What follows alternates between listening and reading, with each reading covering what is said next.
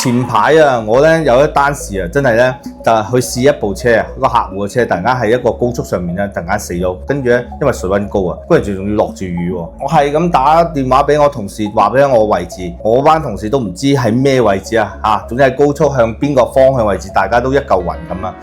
跟住好彩依家有視頻，我查一查發現咗2個功能，真係非常之好用啊！尤其是對我哋啲澳門人，我哋澳門人對啲位置方向感真係好差，咁呢個功能真係幫到我。首先第一個功能啊，原來喺高德導航上面啊有一個隱藏功能啊，上面咧只要打一個叫一鍵報警啊，咁樣喺上面咧就會顯示一個好精準你當時嘅位置啊，咁咧上面亦都下邊會彈出一個呼叫警察嘅電話122